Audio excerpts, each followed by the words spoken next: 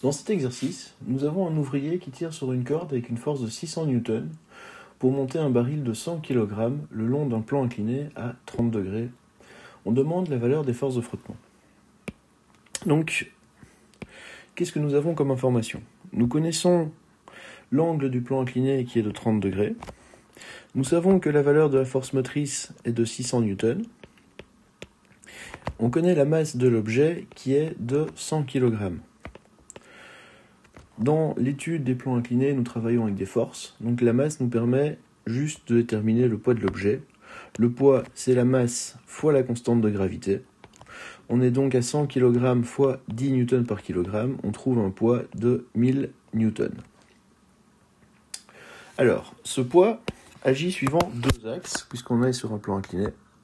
Donc il va agir suivant l'axe perpendiculaire au plan et suivant l'axe parallèle au plan.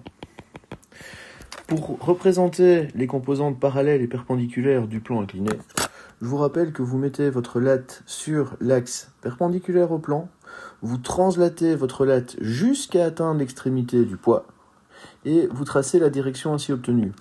Le croisement entre la direction parallèle et la translation de l'axe perpendiculaire vous donne la composante parallèle du poids. Pour représenter la composante perpendiculaire, nous agissons de la même manière. Nous plaçons notre latte sur l'axe parallèle, nous la translatons jusqu'à l'extrémité du vecteur poids et on trace la direction ainsi obtenue. Pour déterminer et représenter la composante perpendiculaire du poids, nous prenons le point d'intersection entre l'axe perpendiculaire et la translation de l'axe parallèle. Donc nous sommes ici et nous avons la composante perpendiculaire du poids. Ensuite, on nous parle d'une force motrice de 600 N. L'ouvrier exerce la force motrice le long du plan incliné et vers le haut. Donc si on représente la force motrice, elle est ici. Voilà. Et on demande de trouver la valeur des forces de frottement. Donc ici, les forces de frottement, elles s'opposent toujours au mouvement, puisque notre mouvement est vers le haut, sur l'axe parallèle. Nous savons que les forces de frottement seront vers le bas, sur l'axe parallèle. Donc nous pouvons représenter les forces de frottement ici. Comme l'objet monte à vitesse constante, nous savons que sur l'axe parallèle, toutes les forces doivent s'annuler. Donc somme des forces sur l'axe parallèle est égale à 0. Qu'est-ce que nous retrouvons comme force sur cet axe parallèle? Nous avons la force motrice. Ensuite, nous avons le poids parallèle. Donc on note plus la composante parallèle du poids. Et enfin, nous avons les forces de frottement. L'effet de ces trois forces s'annule. Et donc la somme de ces trois vecteurs est égale à 0.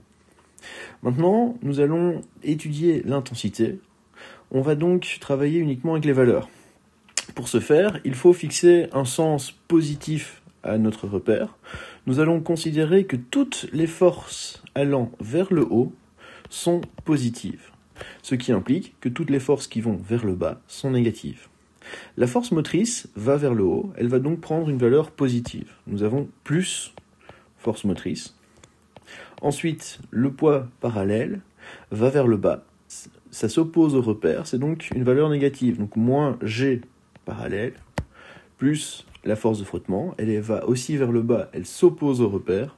Elle va donc également prendre un signe négatif, plus moins Fm, égale 0. Si nous réécrivons ceci, nous obtenons que la force motrice moins la composante parallèle du poids, moins les forces de frottement, égale 0.